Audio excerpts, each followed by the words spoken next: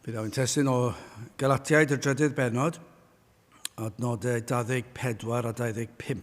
Galatiaid 3, adnodau 24 a 25. Y ddeddf gan hynny oedd ein hathro ni at Grist, fel yn cyfiawnhad trwy ffydd. Eithyr wedi dyfod ffydd, nid ydym mwyach dan athro.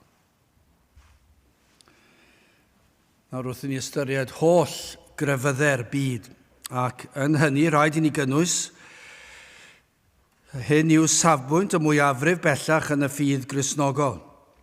Ac efallai rhaid gofyn, hyd yn oed ymhlith Eglwysi Efengyledd, faint sydd wedi syrthio i'r un twll, i'r un trwbl, a gweddill crefyddau'r byd. Ac i ddweud y gwir, does fawr ddim gwahaniaeth yng nghrefyddau'r byd yn y bôn, yn yr hyn y maen nhw yn ei ddal yn bennaf. Wrth gwrs, mae yna wahaniaethau yn y gwisgoedd a'r ymarferion gwahanol, ond o ran yr hyn wy nod nhw.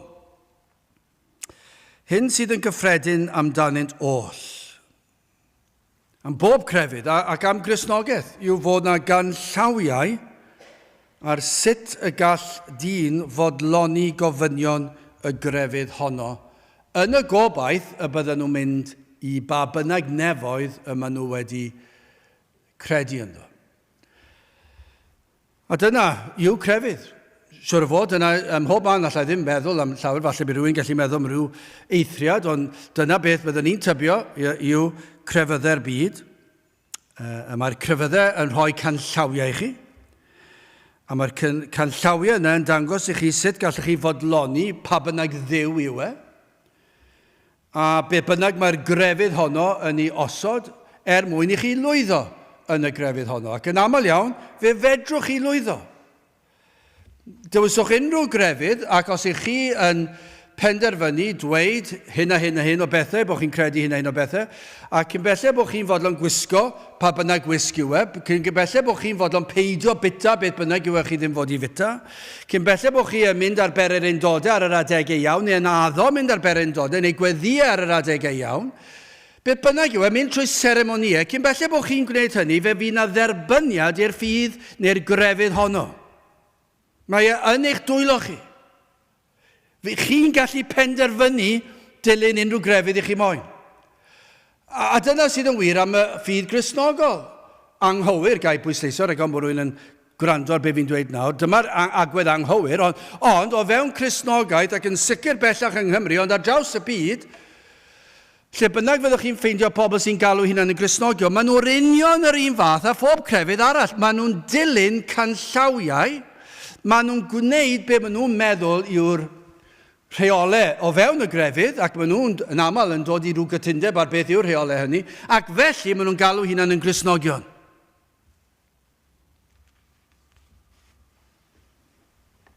Cyfres, gan amla, o reolau moesau gwahanol. Hyn y disgwylir yw dylunwyr ei wneud, ac yn sicr yng Nghymru.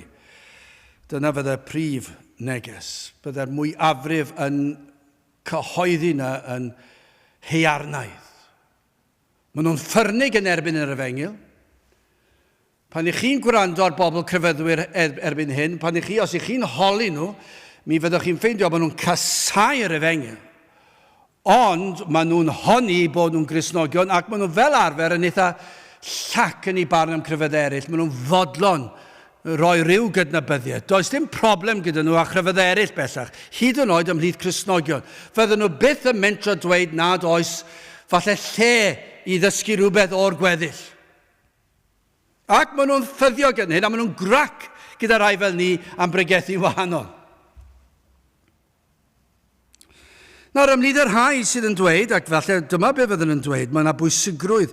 Pobl sydd yn fodlon dweud bod Cristnogaeth yn bwysig, a maen nhw'n dweud mae'r adeilad a'r capel yn bwysig.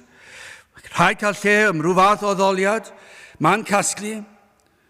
Cyn belled, a dim ots pa fath o ddoliad sy'n mynd mlaen, cyn belled bod yna rhyw fath o ddoliad o ddiw, does dim ots. Dim ots beth fydd y neges, mae'n gapel. Falle bydd yna gopi o'r Beibl, a dim ots pa gyfeithiad yw e, dim ots os yw wedi cael ei ysgrifennu i blant mwyaf ifanc i gallu deall, ac yn dweud dyna beth sy'n rhaid i wneud, a maen nhw'n fodlon ag e.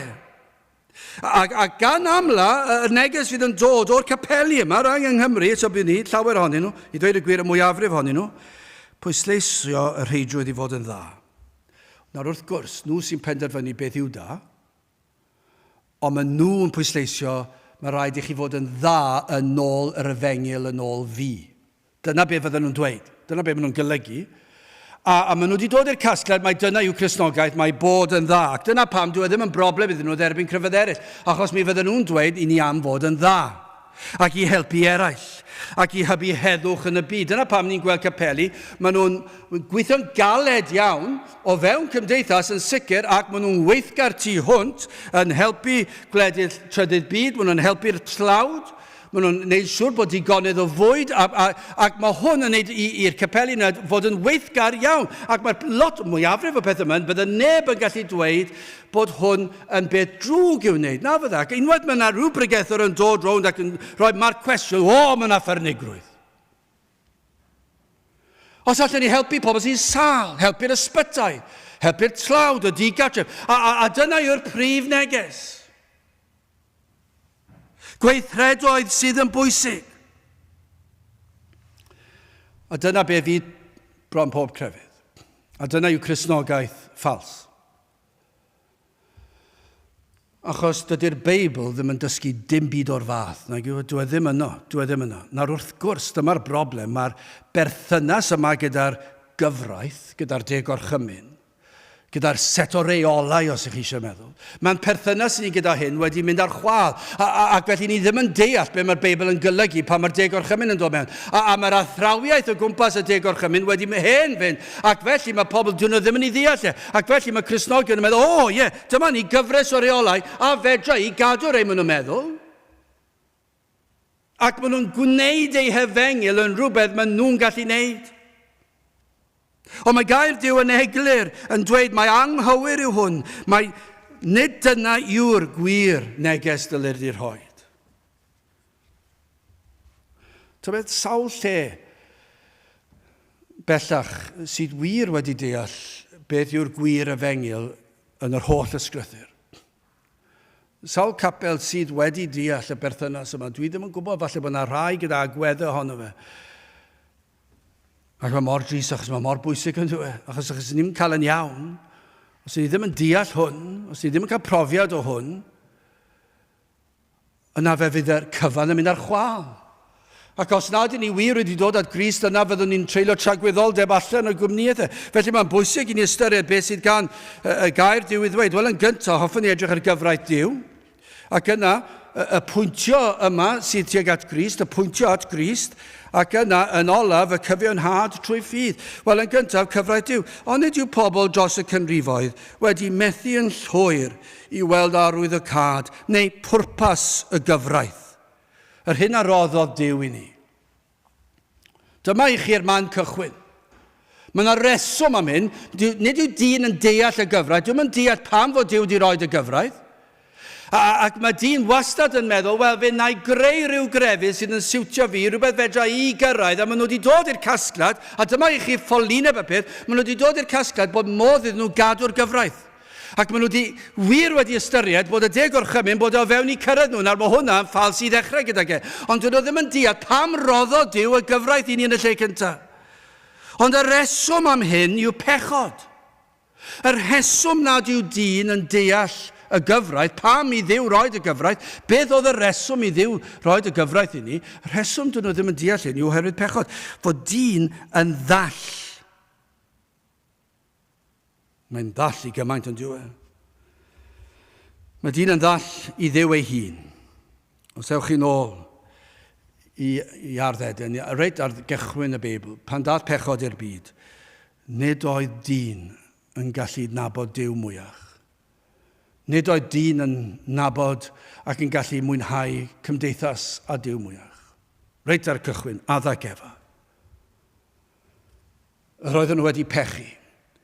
Ac mae pechod mor ddifrifol, fe ddinistriodd e'r berthynas yna, fe ddinistriodd yna rhyw olwg yna. Doedden nhw ddim yn gallu gweld Duw, ddim yn gallu cael berthynas â Duw, doedden nhw'n mynd i ddeall e. Ddim yn dirnad unrhyw beth o eira. Dwi ddim yn gallu byw i ogoneddu mwyach. Dyna oedd pwrpas Duw yn creu dyn, oedd byw i ogoneddu Duw a mwynhau bod gyda Duw yn ei bresenoldeb. Ond doedd addag Efa ddim yn gallu neud nhw dim mwy. Doedden nhw ddim yn gallu ogoneddu Duw. Doedden nhw ddim yn gallu mwynhau sgwrsio a Duw mwyach. Yr oedd y cyfan wedi dod i ben. Ac yna pan gafon nhw plant, doedd dim un o'n nhw. A mae'r sefyllfa mynd y waith o bob cenhedlaeth, yr oedd y pechod yma yn amlygu yn fwy. Mae dyn wedi colli'r berthynas. Nid yw dyn yn deall dim. Dim yw dim. Dychmygwch mynd lan i'r capeli yma heddi, lle mae yna ddrysau dal ar agor, sy'n llawer ohonyn nhw, a mae yna rhywun yn y pwlpit, o maen nhw'n pregethu i chi ac yn dweud mae eisiau ni helpu'r tlawd. Allen ni ddweud hyn, dyn nhw ddim wedi deall yr efengil. Nawr wrth gwrs mae'r rhaid helpu'r tlawd, ond nid yr efengil yw helpu'r tlawd. Nid yr efengil yw helpu'r trydydd byd, ond i ni eisiau helpu'r trydydd byd, ond nid yr efengil yw e. Pechod wedi achosi ni fethu deall y pethau yma. Pechod wedi achosi ni fod yn elyniaethus, yn elynion i Dduw. A mae dyn yn cysau Duw, mae'n cysau unrhyw beth mae Duw yn ei ddweud. Mae'n camddeall unrhyw beth mae Duw yn ei ddweud. Mae pechod yn achosi iddo wrtho Duw yn llwyr o'i fywyd.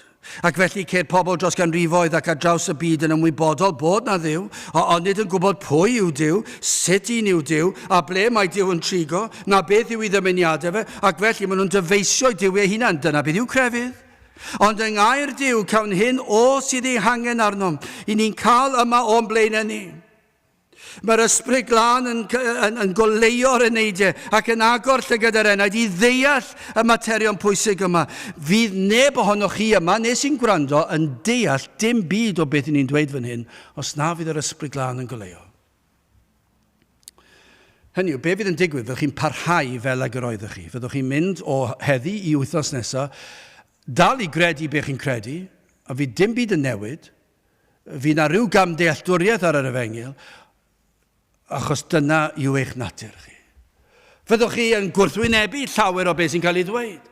Fyddwch chi'n meddwl fod yn gul, yn hearnaidd, yn galed neu'n greulon. Dyna beth fi'n gwybod fydd llawer fydd yn gwrando yn teimlo. Fydden nhw ddim yn hoffi hwn achos dyw e ddim yn grefydd maen nhw'n hoffi achos maen nhw'n elyniaethu sydd yw. Ond rhaid yr ysbryd glân weithio. A thrwy hynny, ni'n dysgu sut un yw Duw. Ei fawredd, mae gair Duw yn dweud wrthyn ni. Mae'n dweud wrthyn ni am ei fawredd, am ei nerth, ei fod yn Dduw sanctaidd, ei Dduw perffaith, ym mhob ffordd. Mae'n dysgu ni am fod yn holl alluog, yn holl bwerus, yn holl bresennol. Mae'n dysgu ni fod Duw yn gyfiawn ym mhob peth o wna. Mae'r ysbryd glân, mae'r gair Duw yn dweud wrthyn ni. Mae'n Dduw ni all edrych ar bechod. A rhaid iddo ddelio a phechod. Dyna beth mae'r ysbryd glân dysgu ni. Mae Duw yn dysgu ni yn ei air a thrwy nerth yr ysbryd glân fod ei gartref yn y nefoedd yn berffaith ac ni all ddim aflan gael mynediad i'r nefoedd. Ac ar sail hyn oll felly, pan nath Duw roed y gyfraith i ni. Pan roddodd e'r gyfraith i Moses, yr oedd ei gyfraith yn berffaith hefyd. Ond fydd neb yn deall na. Nid oes neb wedi deall heb i'r ysbryd glân ddangos iddyn nhw. Maen nhw'n camddeall y deg orchymyn. O, mae'r deg orchymyn yn berffaith. Mae'n dlws o beth. Gai ofyn, ydych chi rioed wedi ystyried rhyfeddod y deg orchymyn? Dwi'n mynd i bregethu ar y deg orchymyn, ond dwi'n mynd i gyfeirio ato fe. Mae'n delio yn dyletswydd gerbron Duw, a hyn ddyle fod ein cariad tuag at ein criawdwr, tuag at Duw, ac ein hagwedd o'n cariad tuag at cydyn. Ydych chi rioed wedi ystyried, a'i trwy ddim yn fras ac yn gloi, dychmygwch fyd, petai ni'n gallu bod fel hwn. Mae'n mor brydferth. Mae'n dweud na fydded i ti ddiwiau eraill ger fy mron, dim Duw arall. Dyna i chi dramgwydd yn barod. Dyn ddim wedi deall hwn. Ac am bod nhw ddim yn hoffi beth sydd o'i blaenau nhw, maen nhw'n creu diwiau eraill. Na wnaeth I ddelw gerfiedig, wel mwna di hyn, fe na chymer enw'r arglwydd y ddiw yn ofer, wel na gyd ni'n clywed. Cofia dydd sabodd i'w sancteiddio, doedd un o Cristnogion ddim yn cadw'r sabodd i'w sancteiddio fe, ac felly dyw'r byd yn sicr ddim yn mynd I ddilyn y siampl yr eglwys, achos dyw'r eglwys ddim yn cadw'r sabodd, ond mae mor hyfryd yn diwedd. Mae'n gwneud synwyr, gai bwysleisio hyn, cyn fy mlaen, fi di addo peidio bregethu ar y deg orchymyn, ond mae'r sabodd, dychmygwch, pe tawn ni ddim yn cael un diwrnod i'w chadw. O beidio goffa mynd i'r siop, peidio mynd i'r siop. Mae mwyafrif o bobl yn meddwl bod yn dderbyniol I fynd i'r siop. Gwylio teledu, neu gwylio fideo ar y sgrin, neu bod ni'n mynd i'r traeth a cael barbecue. Mae'r mwyafrif llethol, beth sy'n bod yna? Does dim drwg yn hynny o beth, ni ddim yn lladd, ni ddim yn ymladd. A dyw'r mwyafrif ddim yn deall, ond mae mor werthfawr yn dweud. Mae'r sabodd mor werthfawr, mae cadw un diwrnod o weddill yr wythnos, mor brydferth, mae'n llesol yn cyrff. O Duw yn gwybod, oedd yn gwybod pan gosododd e'r gorchmynion yma, mae dyma beth fydd yn dda iawn i'n cyrff ni. O, ni'n lot fawr o sôn am iechyd meddwl. Petai ni'n cadw'r sabath, iechyd meddwl yn elwa gymaint. Lle ni'n dweud, na, dwi ddim yn mynd I deithio ar fy ngwyliau ar y sabath, dwi'n aros gatre. Dwi'n mynd i'r capel. Dwi'n mynd i'r capel 2 waith, 3 gwaith ar y sabath, achos mae rhaid yn bwydo fe yna, mae angen I fi addoli Duw. Dyna beth yw'r sabath, yw I gadw yn ddwrnod wedi ymwahanu iddo fe. Mae'n orchymyn, ond mae'n mor brydferth, ond dyma'r broblem, mae pechod wedi gwneud I bobl feddwl, diwrnod lle dwi ddim yn gallu mwynhau fy hunan, diwrnod lle dwi ddim yn gallu mynd ar fy ngwyliau a gallu mynd i'r pwll nofio, diwrnod, mae chi'n sôn am mor hen ffasiwn. Dim chwaraeon ar y sabath, a dyna fe'n pobl meddwl, mae'n orchymyn gan Dduw, cadw ar sabath, mae'n brydferth, ond mae Duw di roed i ni oherwydd mae'n llesol I ni.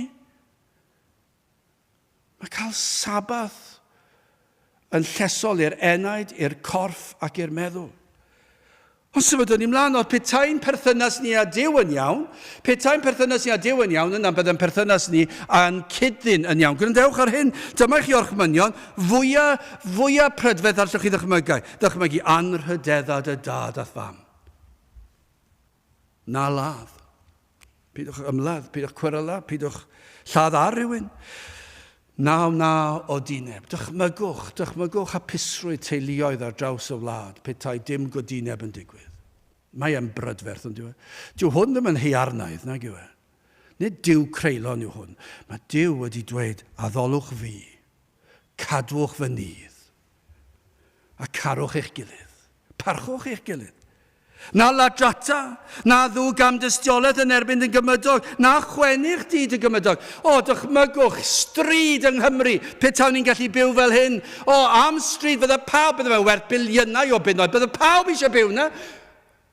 Wrth gwrs fydden nhw ddim, achos pawb yn cysau'r deg orchymyn. Pawb yn cysau cyfraith Duw. Petai ni'n cadw to, fydde dim trystwch. Fydde dim cwryla. Fydde dim rhyfeloedd o unrhyw fath.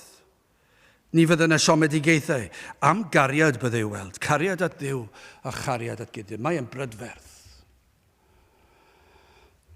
A pan yn gweld yr gyfraith wedi cael ei ddadansoddi ac I fanylu ac I weld ysbryd y gyfraith hefyd. Nid yw'n y llythyren, ond yr ysbryd mae e'n brydferth. Dych chi erioed wedi ystyried cyfraith Duw fel rhywbeth prydferth? Neu ydy yn rhyw reolau llym. Ac falle bod chi wedi creu eich deg orchymyn sy'n siwto chi. A falle byddwch chi newid a bydde'r mwyafrif o Gapel y Cymru heddi yn sicr yn dweud na fydde di ddiddiwiau eraill ger fy mroni. Achos maen nhw'n fodlon mynd llaw a chryfyddau eraill. Maen nhw wedi torri'r gorchymyn yna cyn dechrau. Nawr I ti ddelw cerfiedig, ac eto maen nhw'n fodlon cyd-fynd â phobl sy'n gwneud diwiau cerfiedig, ac eto maen nhw wedi creu eu diwiau cerfiedig o'i ceir. Maen nhw'n rhegi ac yn defnyddio enw Crist yn ofer dydd ar ôl dydd, bob rhaglen mae e'n rheg ar ôl rheg. Sneb yn cadw'r saboth, dim un Cristion yn cadw'r saboth. Mae'n ormod o drafferth I bobl I ddod prynawn di sil. Achos mae'n ddi-sil I orffwys. Glywes I rywun yn dweud, person efo ngyled sy'n profesi fod yn Gristion. A fi'n cofio fe'n dweud hyn wrtha i, ar ôl bod yn America, yn dweud, mae siliau nhw gymaint gwell, un oedfa, gweddill y dydd, achos oedd yn dweud, mae'n ddydd o orffwys. Rhaid fi ofyn, a oedd hwnnw'n deall yr efengyl o gwbl? Dyw di Sul ddim yn ddydd o orffwys? Dyw di Sul ddim yn ddydd i roi'ch tradlan a cysgu? Mae di Sul yn ddydd i weithio'n galed? Mae di Sul yn ddwrnod i roi'r arglwydd? Mae di Sul yn ddydd i ddod i'r oedfa? Mae di Sul yn dydd i ddod i ganu ei glodydd? Mae di Sul i ddod i wasanaeth i Duw? Beth yw gorffwys o'r byd? Gorffwys o'r byd, i ni ddim i fwynhau'r pethau yna. Mae'r pethau yna gweddill yr wythnos. Ond ni'n cael gorffwys o gwaith, gorffwys o bleser, gorffwys o bob math o bethau. Mae yna rhyw gamddealltwriaeth anferth yn digwydd ymhlith pobl sy'n profesu fod yn Gristnogion. Gadewch ni symud ymlaen. Pwyntiad gris. Gwrandewch ar y geiriau yma. Yn hyn i gyd, rhaid i chi ofyn, beth yw pwrpas y gyfraith? Beth yw pwrpas y gyfraith? A cyn fi, jyst i atgoffa, rhaid gofyn fi anghofio dweud eto, nid pwrpas y gyfraith yw set o reolau i chi ddewis a detho i fyw, i blesio pa bynnag ddiw o'ch creadigaeth eich hunan. Dim dyna'r gyfraith. Adnod 14. Y ddeddf gan hynny oedd ein hathro ni at Grist. Dyna pam di dewis y teitl Pwyntio at Grist. Gai ddweud eto? Beth yw pwrpas y ddeddf? Y ddeddf gan hynny oedd ein hathro ni at Grist. Mae'n ddigon syml. Fel yn cyfiawnhad trwy ffydd. Mae'r efengyl fyna i chi. Dyna i chi'r efengyl, ond yw'r mwyafrif llethol ddim wedi deall hwn. Dyn nhw ddim wedi deall beth yw'r gyfraith. Eithir wedi dyfod ffydd, nid ydym mwyach dan athro. Dyn nhw wedi deall hwnna chwaith. Dyn nhw wedi deall dim un rhan o hwn. Ac wrth gwrs, maen nhw'n dweud beth yw... Sa'n eisiau gwybod athrawiaeth yma gen. Mae'r gyfraith yn ysgol feistr, yn athro i ni, i bwyntio ni at y goleuni, at Grist. Dyna yw, Mae e'n dangos i ni pethau na wyddom amdanynt, pethau nad ydym yn ei deall, pethau sydd yn ein cadw ni o Dduw, pethau sydd yn ein rhwystro ni rhag byw i'r pwrpas y creuwyd ni. Dywed Spurgeon beth yw'r gyfraith? Mae Spurgeon yn dweud hwn, wrth bwysleisio na all y de gorchymyn achub unrhyw enaid o gosb. Os ych chi'n meddwl bod chi wedi cadw'r de gorchymyn, dyw e ddim yn mynd i'ch cadw chi o'r gosb, achos beth ni'n gwybod yw, chi ddim yn gallu cadw'r de gorchymyn. Ond dyna be mae rhai pobl yn meddwl, ond dyw e ddim yn mynd i'ch cadw chi o gosb, fe fyddwch chi'n cael eich cosbi ta beth, achos chi wedi torri'r gyfraith. Falle bod chi'n meddwl bod chi wedi cadw nhw, ond ydych chi ddim wedi cadw nhw. Dwi'n mae'n bosib i chi gadw nhw. Be mae Spurgeon yn dweud i hwn? Cymhara y gyfraith fel map o'r wlad, nid y wlad ei hun. Beth yw'r gyfraith? Mae'n cymharu'r gyfraith fel map sydd yn dangos pethau pwysig i ni, yn dangos y ffordd i ni, pwyntio'r ffordd i ni, ond be mae'n dweud, nid y wlad yw'r gyfraith. Dyw'r gyfraith ddim y peth pwysicaf i ni gofyn cadw'r gyfraith, achos ni'n gwybod ni'n gallu cadw'r gyfraith, ond mae fel map i bwyntio'r ffordd i ni, a mae'n pwyntio ni at Grist. Dyna be mae Spurgeon yn dweud. Neu mae'n dweud, mae e fel model o lôn, ac nid lôn yr ydym yn cerdded ar ni, nid y gyfraith yw'r lôn. Ond model o'r lôn, map o'r lôn, mae'n dangos y ffordd i ni. Mae Crist ei hun wedi dweud, mae fi yw'r ffordd y gwirionedd a'r bywyd. Mae Crist wedi dweud, mae fi yw'r ffordd. Fi yw'r ffordd, Crist. Nid y gyfraith, nid moesau, nid cadw reolau, nid dod i'r capel, nid canu emynau, nid helpu'r tlawd, nid helpu'r trydydd byd, y digatref. Mae hwnna i gyd yn dod o hwyrach ymlaen, a dyna fel dyle Christian bod, ond yn yr efengyl, beth ni'n sôn amdano, beth yw'r efengyl? Ni ddim yn sôn am beth yw'n cyfrifoldeb ni fel Christian, mae hwnna'n rhywbeth ar gyfer rhywbeth arall. Beth ni'n goffa wneud yn siŵr amdano, ydych chi wedi deall beth yw Christian? Ond mae'r capeli heddi yn pwysleisio pethau na allwn ni wneud ta beth. Da ofyn, sawl un sydd wedi ymdrechu fodloni Duw trwy gadw'r gyfraith? Neu beth i chi meddwl yw'r gyfraith, falle sydd yn decach i'w ddweud? Ond hyn o ddywed gair Duw wrthym, ni allwn fyth fodloni Duw trwy gadw'r gyfraith. Dyw e ddim yn bosib. Mae pechod wedi achosi y peth yna i fod yn amhosib. Dyw e ddim yn bosib i unrhyw un i garu Duw fel ag y dylsai. Dyw e ddim yn bosib i unrhyw un cadw'r sabath mewn ffordd sydd yn bodloni Duw. Dyw e ddim yn bosib i unrhyw un fyw a cadw'r gyfraith na ladd, achos mae'n golygu mwy na roi cillell yn rhywun neu seithi nhw. Mae'n golygu lot o bethau eraill, a chasineb, a geiriau, a sibrydion, a hanner gwirionedd yn cario clecs ar rhywun, a pob math o bethau. Wrth gwrs, ni allwn fodloni Duw trwy gadw'r gyfraith. Dyw e ddim yn bosib. Pwrpas y gyfraith yw i fod yn ysgolfeistr i ni, i ddangos i ni ein methiant ger bron Duw. Dyna'n gyntaf. Mae'n dangos i mi. Dyna pan mae mor bwysig pregethu'r gyfraith. Nid lle ni fan hyn pnawn yma yw i berswadio chi bod chi'n berson nes. Nid lle ni hunad chwaith yw i bwysleisio ar gariad Duw yn unig. Rhaid i ni ddweud wrthoch chi bod Duw yn flin a phechod. Mae wedi rhoi cyfraith i ni. A mae rhaid i ni bwysleisio'r materion yma. Ond pwrpas y gyfraith yn y lle cyntaf oedd i fod fel ysgolfeistr i ddangos ein methiant. I ddangos i ni allwn ddod yn agos at gadw'r ddedd. Amhosibl ydyw i ni i ddod yn agos at gadw'r gyfraith. Cyn mynd ymhellach, sut all unrhyw un ddadle a hyn? Pan ni'n edrych ar ein bywyd ein hunan. Dyle neb fod yn dadle gyda hyn.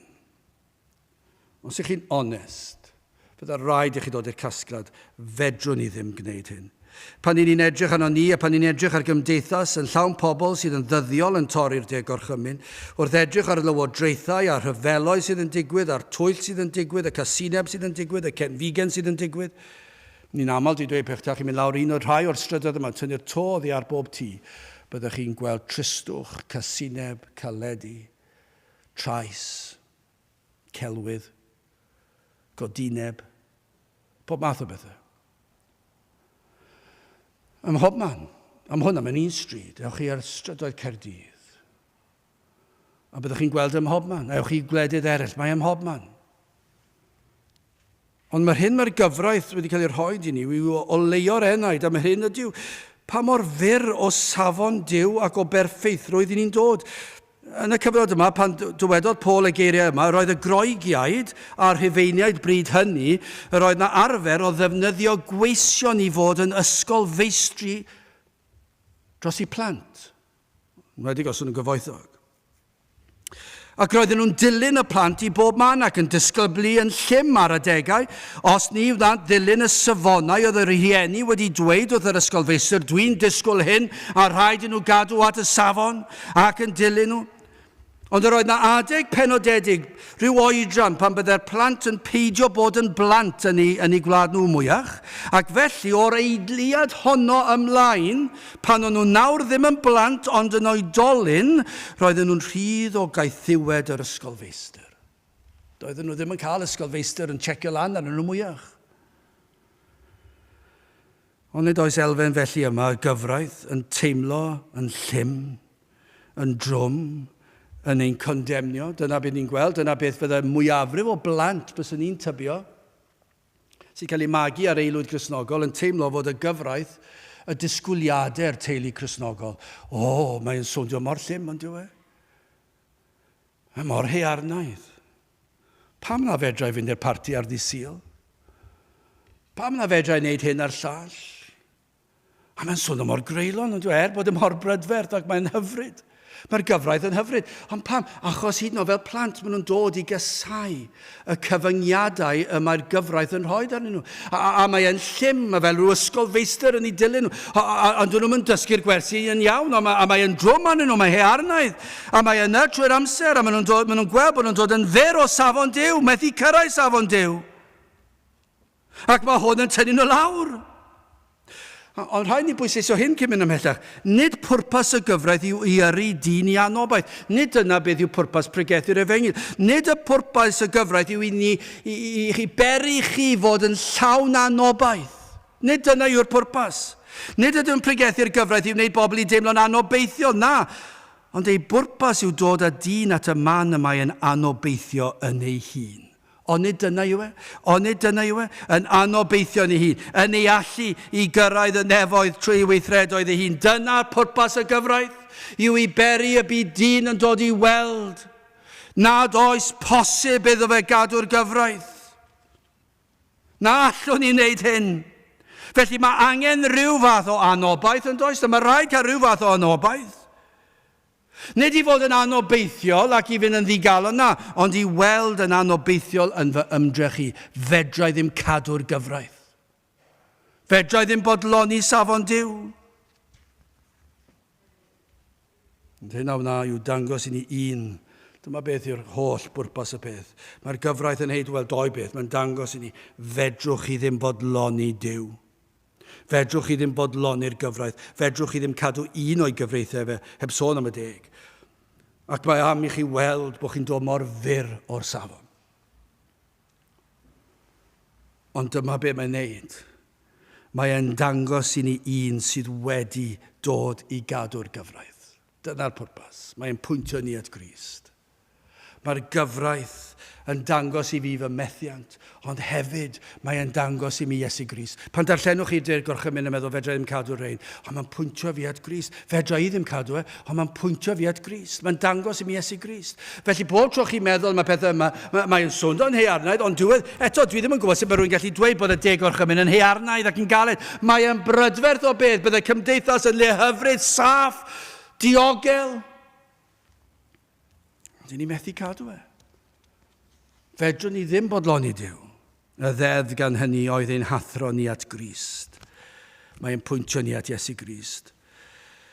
Fel gwna'r holl Hen Testament, ond dyna be mae'r Hen Testament i gyd yn ei wneud. Mae'r seremoniau yn yr Hen Testament. Mae'r aberthau yn yr Hen Testament. Mae'r deml, mae'r proffwydoliaethau, mae'r darluniau, mae'r cysgodion. I gyd yn pwyntio at Grist. Mae'r gyfraith yn pwyntio ni at Iesu Grist.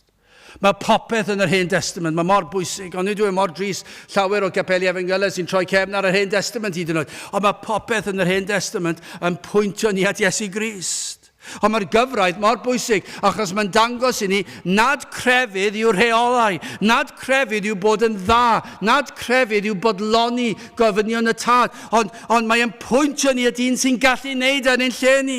A dyna mae'r gyfraith yn wneud. Mae Iesu Grist wedi cadw boram ohono fe. Pan daw y pechadur o'r diwedd i weld nad oes modd iddo gadw'r gyfraith. Ac fod y gyfraith yn ei gondemnio. Yna trwy ras daw i weld bod na obaith. Ond nid yna'r tristwch. Hyd yn oed ddim yn gweld lles pregethu'r gyfraith, achos mae yna ras yn y gyfraith. Mae'r gyfraith yn llawn gras. Mae'n swndio fel bod e'n condemnio ni, a mae'n condemnio ni. Mae'n dangos i ni methiant, yn sicr mae'n dangos i ni methiant. Mae'n dangos i ni ddim yn dod yn agos i blesio Duw, ond mae'r cyfan yn codi'n calon yn ni. Mae'n dangos ni bod Duw yn raslon tuag ato ni, achos mae wedi rhoi rhywbeth i ni, mae wedi rhoi ei safon i ni, a mae'n dweud, fedrwch chi mo'i chadw. Ond mae un yn dod. Ac i ni'n gallu dweud mae un wedi dod. Dath Iesu Grist i gadw'r gyfraith yn fy lle. I wneud hyn na allai byth i gyflawni. Mae'r emyn, fyddwn ni'n canu nes ymlaen. Gyndewch ar y geiriau, mae cael trefn i faddau pechod yn yr iawn. Mae iachawdwriaeth barod yn yr iawn. Mae'r ddeddf o dan ei choron. Cyfiawnder yn dweud digon a'r tad yn gweiddi bodlon yn yr iawn. A diolch byth mes eon am yr iawn. Ond nid dyna yw ni'n dweud fan hyn. Yn awr hyn deulu'r gollfar yn llawen hawn, mae'n cymorth ar un cadarn, pwynt at Grist, llawen hawn, mae galwad heddiw ato a bythol fywyd ynddo. Ni cholli'r neb agredo, llawen hawn, nid fi'n i ddod at hynny ar y pwynt ola. Gan lwyr ymroddi iddo llawen hawn. Ond nid yw Crist wedi cyflawni popeth sydd ei angen. Pob cyfraith, ceir disgwyliadau yn dos. Ac yna os i ni methu, ceir cosb. Ond yn Iesu Grist, mae'n cyflawni'r gyfraith yn fy lle. Ac nid yn unig na, mae'n cymryd y gosb am fy methiant I gadw'r gyfraith. Dyna I chi ras. Dim yn syndod bod yr emynydd yn llawen hawn. Mae'n anhygol, mae'n perthynas ni ar gyfraith yn anhygol. Mae'n fer I orffen. Mae yna un darn ychwanegol yn yr adnod, lle mae yna rhyw weithred sy'n rhaid I ni wneud, mai o ddiw ac o Grist yw'r cyfan. Cyfiawnhad trwy ffydd. Gwrandewch ar hwn, adnod 24 eto. Y ddeddf gan hynny oedd ein hathro ni at Grist. Hynny yw, mae'n pwyntio ni at Grist. Fel yn cyfiawnhad trwy ffydd. Eithir wedi dyfod ffydd, nid ydym mwyach dan athro. Dyna chi'r perthynas y Cristion ar ddeddf. Mae'n anferth o beth. Fel yr adeg y mywyd yr rhai ifanc yng Nghroeg a Rhufain, pan oedden nhw'n blant, ac yr oedd yna ysgol feistr yn ei dilyn nhw'n llym ac yn dweud wrth nhw sut I fihafio. Daw cyfnod pan roeddent yn rhydd o afael yr ysgol feistr, ond nhw'n rhy hen nawr, ond nhw wedi dod yn oedolion. Dim ysgol feistr mwyach. Ac oedd yna rhyw deimlad o ryddid, na'r wrth gwrs mae'n rhywbeth gwbl wahanol. Ond mae'n ddarlun ond diwy. Chos dyna'n perthynas ni ar gyfraith. Mae'r gyfraith yn gallu bod yn rhywbeth llym ond diwy. Mae'n gallu neud ni dim ond eog. Mae fel petai ar ein hysgwydd ni. A mae'n dilyn chi bob man. Mae'n y capel, ac yna chi'n mynd mas, a chi'n teimlo'n eog, os chi'n neud hyn, chi wedi cael eich dysgu am y gyfraith, a mae yna rhyw ymwybyddiaeth, nad ydw I fod I dorri'r sabath, nad ydw I fod I wneud yna llall, ac yn sydyn iawn, mae yna rhyw faich, ond dwi ddim yn faich o bechod, a chi dal I fynd am y byd, ond mae yna rhywbeth amdano fe, mae yna rhyw berthynas, ond pan mae rhywun dod yn Gristion, mae yna rhywbeth mawr yn digwydd, mae yna newid mawr yn digwydd. Cymaint gwell yw'r adeg y mae enaid yn dod at Grist na pan mae plentyn yn troi'n oedolyn a'r berthynas ar ysgol feistr. Dim ysgol feistr mwyach. Ond yr un ffordd ni'n gallu dweud, pan ni'n dod yn Gristnogion, mae'r berthynas ar gyfraith yn newid. Lle gynt ni'n condemnio ni. Dwi ddim yn condemnio ni nawr, achos mae Iesu Grist wedi cadw'r gyfraith yn fy lle. Pan dwi'n gweld y gyfraith, mae'n brydferth. Ac yn Rhys, mae roed y gallu mi fyw I oganeddu fe. Felly mae'r berthynas yn wahanol nawr ar ysgol feistr. Nawr mae yna berthynas hyfryd iawn, ond gynt o'n condemnio ni, a mae yna le I condemnio. Mae yno I ddangos I chi bod chi wedi methu, bod chi'n bechadur. Ond yn bennaf mae'n pwyntio chi at Grist. Pa mae'r pechadur o'r diwedd yn teimlo I bechod, trwy ras Duw. Mae'r ysbryd glân di agor I lygad, a mae'n gweld y gyfraith, mae'n teimlo'r condemniad, mae'n pwyso. Mae'r eogrwydd fel mynyddoedd byd. Ond yna pan y derbyniad rhodd o ffydd. Hynny yw, pan mae'r enaid trwy ras wedi dod I oedfa, a mae'r pregethwr efallai'n pregethu am yr efengil ac am y Iesu Grist ac am y groes. A mae'r ysbryd glân ar waith ar yr enaid, yn agor y llygaid, a trwy ragluniaeth wedi peri bod nhw wedi dod, ac falle bod yna wahoddiad, dewch trwy ffydd a droed y groes. Mae'n deall nawr blaen, ond nawr maen nhw wedi dweud, mae rhaid dod at Grist. Ac falle o'r diwedd, maen nhw wedi sylweddoli fedra I ddim gwella fy hunan. Dwi wedi trio fod yn gryfyddol, dwi wedi trio bod yn well, dwi wedi trio hoffi pobl, dwi wedi trio caru pobl, dwi wedi trio helpu pobl, ond dwi ddim yn rhoi unrhyw heddwch I fe enaid I. Ond nawr, rhywsut trwy ras Duw, mae'r ysbryd glân wedi dod, ac mae wedi agor llygaid yr enaid, mae wedi gweld bod e methu cadw'r gyfraith, ac felly mae'n dod a droed y groes yn waglaw. Dwi ddim yn dod gyda'i weithredoedd, mae'n dod yn cyffesu gerbron Duw, pechadur yw fe enw, ni fedd o fe enw gwell. Dwi ddim yn gallu dyfodloni, dwi ddim yn gallu cadw'r gyfraith, ond efallai fod yr enaid o droed y groes yn dweud, ond dwi wedi clywed fod Iesu Grist wedi cadw'r gyfraith yn fy lle fi. A dwi hwnna'n iawn. Falle bydden nhw'n gofyn na, dwi'n yn gwybod. O, di'n wir fod Crist wedi cadw'r gyfraith yn fy lle. Achos dwi ddim yn gallu cadw ac yna mae'n dod I ddeall. A beth sy'n digwydd yw mae'r ysbryd glân trwy ras, mae gwyrth yn digwydd. Wrth droed y groes, mae'n rhoi rhodd o ffydd i'r enaid. Ac o'r diwedd mae'r enaid yn gallu ymddiried fod Iesu Grist wedi cadw'r gyfraith yn ei lefe. Ond mwy na hynny, mae'n gweld Crist a'i ddwylo pur ar led, a mae'n gweld y gwaed yn llifo oddi o'r ei wythyn fe, ac mae'n gweld y ffynon yma, ac mae'n cael y gwahoddiad, tyr diolchu pob staen i ffwrdd, tyr di'r droed y groes a fyddai maddau bob pechod. A dyna beth yw e, mae'n cael ffydd i ymddiried fod Crist yn maddau bob pechod ac yn golchi pob staen. Ond fwy na hyn, mae'n cael ei wisgo a pherffeithrwydd Crist, ei gyfiawnder ef, ei berffeithrwydd ef. Dyna yw'r efengyl i chi. Dyna pwrpas y gyfraith. Pwrpas y gyfraith yw ddangos i'r byd. Pwrpas y gyfraith yw ddangos i gapelwyr Cymru a gweddill y byd. Chi byth yn mynd i fod yn ddigon da i'r nefoedd. Chi byth yn mynd i gadw'r gyfraith. Chi byth yn mynd i fodloni gofyniad y tad, achos mae e'n berffaith. Ond mae e wedi darparu ei fab. Ac mae'r gyfraith wedi cael ei rhoi i ni bwyntio chi tuag at Grist. Ac wrth ddod at Grist, y mae e'n cymryd eich pechod ac yn cael ei gosbi yn eich lle chi. Ac mae'n eich gwisgo chi. Ar ôl eich glanhau chi, mae'n gwisgo chi a'i berffeithrwydd. Galatiaid 4, adnod 4 a 5.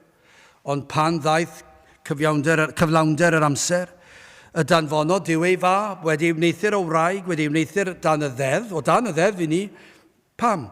Fel y prynau rhai oedd dan y ddeddf, fel y derbyniem yma bwysiad. Dyna pam y dath e. Dyna pam oedd y ddeddf. Dyna pam yna gyfraith. Fe ddath Crist, a'i osod ei hun o dan y ddeddf. Fe gadwodd e'r ddeddf. Pam? Fel y prynau rhai o dan y ddeddf, fel y derbyniem a bwysiad. Dyna beth sy'n digwydd i ni'n dod yn blant i Dduw. Trwy Grist. Am fendithion. Pan trwy ras i ni'n dod ato ac yn derbyn yr hodd o ffydd. Rhagom bod unrhyw gamddealltwriaeth. A dyma i chi gamddealltwriaeth anferth arall. Mae pobl yn meddwl mai ffydd yw cred. Ond dim dyna beth yw e. Mae unrhyw un gallu credu unrhyw beth yn y pen. Ond mae'r ffydd yma sydd yn achub, sydd yn dod wrth droed y groes. Yw be mae Paul yn dweud i'r Effesiaid 2, adnod 8 a 9, cynnes trwy ras, yr ydych yn gadwedig, trwy ffydd, a hynny nid ohonoch eich hunan, rhod Duw ydyw, nid o weithredoedd, fel nad yn ffrostiau neb, nid o gadw'r gyfraith. Pam? Fyddwch chi'n ymffrostio i ddechrau gydag e, ond nid yna'r ffordd. Mae'r gyfraith yn pwyntio at Grist. Rhaid i chi cael yr rhodd o ffydd. Ond am safle i fod yn ddi, nawr wedi'n cyfiawnhau. Nawr fel ein bod ni wedi cadw'r gyfraith, ni ddim wedi cadw'r gyfraith, ond ni fel rhai sydd wedi cadw'r gyfraith. Dyna sut i ni nawr yn sefyll o flaen y tad, fel rhai cyfiawn. Mae'r tad nawr, hyd yn oed heddi, hyd yn oed os ni wedi bod yn flin, neu ni wedi bod yn anghywir, neu ni wedi bod yn fydol, neu ni wedi gwrthgilio yn ystod yr wythnos diwetha, ond os i ni wedi dod at Grist, ni yng Nghrist am dragwyddoldeb, ac i ni'n gwybod hynny. Ac bron y tad nawr, o ran ein safle ni, o ran ein golwg, mae tad yn gweld perffeithrwydd, ond nid dim perffeithrwydd ni, ond perffeithrwydd Crist. Mae'n safle anhygol. A mae hyn oll oherwydd Crist. Felly i orffen, gai ofyn, ydych chi dal i ymdrechu i gyrraedd rhyw safon? I blesio Duw. A gobeithio eich bod chi'n ddigon da. Wel, os felly gai alw arnoch chi i arw ar ei Dduw. Agor llyged eich enaid i wel eich pechod. Dyna'r man cychwyn. Rhaid iddo fod fyna. Fydd neb yn deall dim un gair o beth ni'n dweud. Does dim bwriad gyda ni newid y neges, does dim bwriad i newid y ffordd ni'n rhoi y neges, pregethu ni fod i wneud. Does neb yn mynd i ddeall yr un bregeth efengyl, ac felly does dim pwrpas cael band neu rhyw gyneuon gwirion neu rhyw 100,000 o bethau bydol mwyn denu unrhyw beth. Y ffaith bod ni'n fach o ran nifer, dim byd i wneud gyda fe, rhagluniaeth Duw i hwn ar y funud. I ni'n ymddiried yn rhagluniaeth Duw. Beth i ni'n dweud yw hyn. Rhaid i'r ysbryd glân weithio. Ac efallai bod ni'n dod at gyfnod y bydd o fewn cymdeithas, y bydd pobl yn dechrau dod i weld i pechod. Mae'n help pan mae Cristnogion yn byw bywydau sanctaidd, pur, glân. Ac mae'n help ambell waith pan mae'r rhai, nid bod ni'n mynd allan yn ffordd i wneud hyn, yn teimlo'n euog pan maen nhw'n cwmpas ni efallai. A maen nhw'n meddwl bod ni'n feirniadol, a ni ddim wedi beirniadu nhw erioed. Ond mae yna rhywbeth am y Cristion sydd fel halen ac fel goleuni. Mae'n rhywbeth sydd yn ddeniadol iawn fel goleuni, ond mae yna rhywbeth sydd fel halen hefyd sy'n puro. A mae'n brifo. Mae'n brifo briw ond yw e. I bobl i weld i pechod, ac efallai pan ddo nhw weld i pechod. Y cawn ni weld nhw'n dod trwy nerth yr ysbryd glân i ddod i glywed am yr un y mae'r gyfraith yn pwyntio tuag ato. Achos y neges yw hyn, y mae Duw yn galw arnoch chi i ddod at Grist, i ddod yn waglaw, i edifarhau o'ch pechod, o'ch balchder, o'ch crefydd, o'ch gweithredoedd da. Rwy'n beth mae hyd yn oed helpu'r tlawd yn gallu fod yn bechadurus. Mae'n swnio'n od yn dwi. Helpu'r trydydd byd yn bechadurus. Na, mae weithred dda. Ond os ych chi wedi wneud e i blesio Duw a cael mynediad i'r nefoedd, yna mae hwnna wedi cael ei wneud am y rheswm anghywir. Ac felly mae'r cymhelliad tu ôl y peth yn anghywir. Chi wedi wneud gweithred i chi meddwl sy'n dda, ond i ddod â clod i chi eich hunan. Yr efengil yw hyn, dewch i weld eich pechod a'ch brynt ni, ac fydd yr ysbryd glân yn agor llygad yr enaid, ac os felly y bydd yn dod â chi at yr un y mae'n pwyntio at y groes, ac y bydd yn galw arnoch chi edifarhewch a chredwch, ond dyma beth sydd yn digwydd os yw wedi agor eich llygad, fe fydd yn rhoi nerth i chi edifarhau, a fydd yn rhoi ffydd i chi gredu. Fyddwch chi'n gallu tystio, fydd eich tystiolaeth chi'n anhygol, fydd yr un peth a pob Cristion arall, yr amgylchiadau yn wahanol, ond fyddwch chi'n dweud, dyma beth ddigwyddodd. Rywsut nes i deimlo'n euog am fy mhechod. Ac yna fe nes i glywed am Grist, ac yna fe nes i edifarhau, a doeddwn ni'n gwybod sut ond nes i edifarhau, a des i at Grist, a roedd e ffydd i mi, a fe bwyses i ar Grist, a ges i'r rhyddhad i'r enaid. A doedd dim ysgol feistr dim mwy, mae'r berthynas ar gyfraith i newid nawr. Nawr yng Nghrist, dwi'n gallu gwneud llawer o bethau, dwi'n gallu pob beth yng Nghrist. Ble chi arni? Broblem yw hyn, fydd yna rhai falle sy'n gwrando, fydd dal ddim syniad gyda nhw am be ni'n sôn. Ac i ddweud y gwir yn fwy na yna, fydd nhw'n cysau beth ni'n dweud. Ond un peth ni'n gwybod, os yw'r ysbryd glân ar waith.